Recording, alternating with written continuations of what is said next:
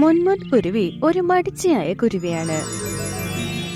ആ കാട്ടിലുള്ള എല്ലാ പറവകൾ മൃഗങ്ങൾക്കും ആ കുരുവിയെ കുറിച്ച് നന്നായി അറിയാം. അത് കുറച്ച് നാളുകൾക്ക് മുന്നേ ഗർഭിണിയായി. ഇപ്പോ അത് മുട്ട പ്രസവിക്കേണ്ട സമയം. എനിക്ക് തോന്നുന്നു ഞാൻ എപ്പോ വേണമെങ്കിലും മുട്ടയിടാമെന്ന്. പക്ഷെ എനിക്ക് കൂടില്ലല്ലോ, ഞാനിപ്പോ എന്ത് ചെയ്യും? അങ്ങനെ പറഞ്ഞത് വേഗത്തിൽ പറഞ്ഞ് ബുൾബുളിന്റെ അടുത്തേക്ക് ചെന്നു. ബുൾബുൾ ചേച്ചി, സുഖാണോ? സുഖാണ് മുൻമുൻ, നിനക്ക് സുഖാണോ? എനിക്ക് സുഖാണ്, പക്ഷേ ഞാൻ എപ്പോ വേണമെങ്കിലും മുട്ടയിടാം. പക്ഷെ എനിക്ക് കൂടൊന്നുമില്ല. നിങ്ങളുടെ കൂട്ടിൽ കുറെ സ്ഥലമില്ലേ?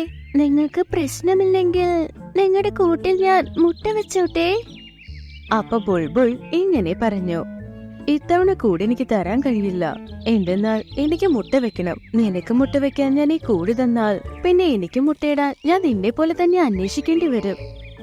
അത് കേട്ടത് മുൻമുൻ കുരുവിക്ക് ഒരുപാട് സങ്കടമായി. അത് അവിടെ നിന്ന് പോയി. അങ്ങനെ കുറച്ചു നേരം പറഞ്ഞതിന് ശേഷം അത് ടീനു പറവയ്ക്കെടുത്തു വന്നു. അതിനോട് പറഞ്ഞു, ടീനു പ്രവി, ഞാൻ ഒരുപാട് പ്രശ്നത്തിലാണ്.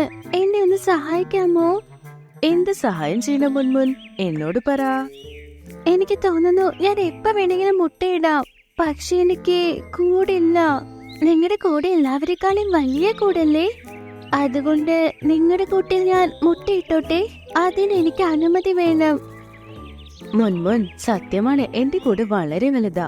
പക്ഷേ എന്റെ കൂട്ടിൽ ഞാനും എന്റെ ഭർത്താവും ഒരുമിച്ചല്ലേ? നീ നിന്റെ മുട്ട എന്റെ കൂട്ടിൽ വെച്ച അദ്ദേഹം എന്നോട് പിണങ്ങും. ക്ഷമിക്ക്, എനിക്ക് കൂടി തരാൻ പറ്റില്ല. മുൻമുൻ അത് കേട്ട് സങ്കടപ്പെട്ടു. അവിടെ നിന്ന് പറന്നുപോയി. അതൊരു മരത്തിന്റെ ചില്ലയിൽ ചെന്നിരുന്നു. അപ്പോഴാണ് മിൻകി കഴുകിന്റെ കൂടത് കണ്ടത്. അത് കഴുകിന്റെ അടുത്ത് ചെന്നു. മിൻകി കഴുകെ, നിനക്ക് എന്നെ സഹായിക്കാൻ പറ്റുമോ? ഇവിടെ നോക്ക് മുൻമുൻ, ആദ്യം നിന്റെ പ്രശ്നം എന്താണെന്ന് എന്നോടൊന്ന് പറയ്. പ്രശ്നം എന്തെന്നാൽ എനിക്ക് കൂടില്ലല്ലോ. ഇപ്പോ എനിക്ക് മുട്ടയിടേണ്ട സമയമായി. അതിന് എനിക്കൊരു കൂടി വേണം. രാവിലെ തൊട്ട് എല്ലാ പക്ഷികളോട് ചോദിച്ച് എനിക്ക് മതിയായി. പക്ഷെ ആരും അവരുടെ കൂട്ടിൽ സ്ഥലം തരുന്നേ ഇല്ല. നീയെങ്കിലും ഒന്ന് സഹായിക്കേ. നിന്റെ കൂട്ടിൽ എന്റെ മുട്ട വെച്ചാ സുരക്ഷിതമായിരിക്കും. ഈ സഹായം ഞാൻ പിന്നെ ഒരിക്കലും മറക്കില്ല. ഇവിടെ നോക്കു മുൻമുൻ, ഇത് തണുപ്പുകാലമാ. തണുപ്പുകാലത്ത് എത്ര കുളിരുണ്ടാകുമെന്ന് നിനക്ക് അറിയില്ലേ? എന്റെ കൂടെ ഞാൻ നിനക്ക് എങ്ങനെ തരാൻ പറ്റും? അത് കേട്ട് പാവം കുരുവി ഒരുപാട് സങ്കടപ്പെട്ടു. അപ്പോ മിൻകി കഴുക് ഇങ്ങനെ പറഞ്ഞു, നീ ഒരു കാര്യം ചെയ്യ്. അടുത്തൊരു മരമില്ലേ, അവിടെ ഗോൾഡി കഴുകിന്റെ കൂടുണ്ട്. ഒരുപാട് ദിവസമായ കൂട്ടിൽ ഗോൾഡിയുമില്ല.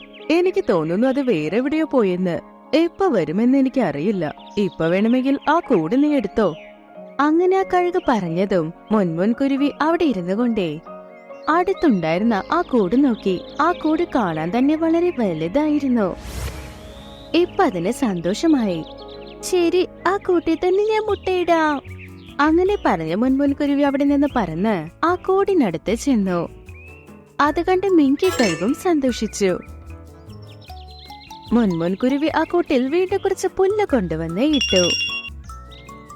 അതിനുശേഷം അത് അവിടെ ഇരുന്ന് മുട്ട ഇപ്പൊ വരുമെന്ന് കാത്തിരുന്നു.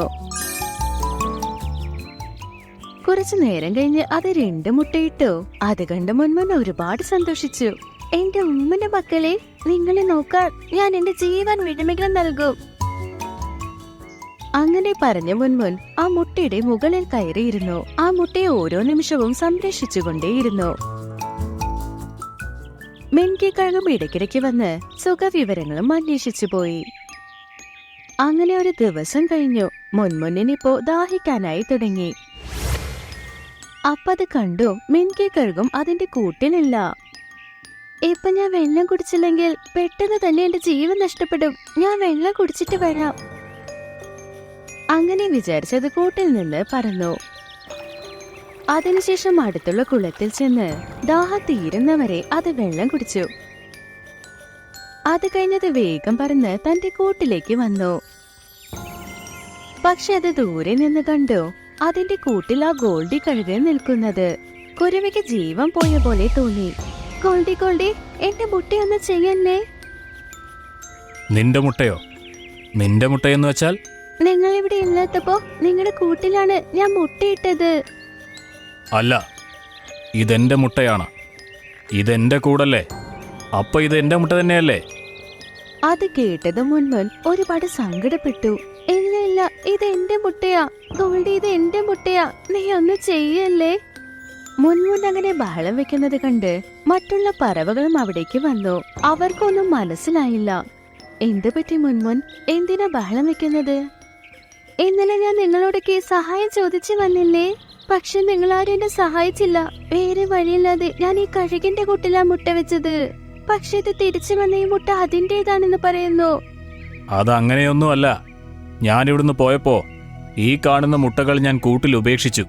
ഇതെന്റെ മുട്ടയാണ്. ഇത് കേട്ട എല്ലാ പറവകൾക്കും മനസ്സിലായി കഴുക് പറയുന്നത് നുണയാണെന്ന്. പക്ഷെ കഴുകിനെതിരെ ആർക്ക് സംസാരിക്കാൻ കഴിയും? നീ ചെയ്തത് ഒട്ടും ശരിയല്ല മുൻമുൻ കുരുവി. നീ നിന്റെ മടിയൊക്കെ ഉപേക്ഷിച്ച് കൂടെ പണിതരുന്നാൽ എന്നാ കൂട്ടിൽ തന്നെ നിനക്ക് നിന്റെ മുട്ട വെക്കായിരുന്നു. നിങ്ങൾ പറയുന്നത് സത്യ. ഒരമ്മയായി ഞാൻ മടി കാണിക്കാൻ പാടില്ലായിരുന്നു. ഇന്നെന്റെ കൺമുന്നിൽ തന്നെ ഞാൻ എന്റെ മുട്ടകൾ നഷ്ടപ്പെടുത്താൻ പോകുന്നു.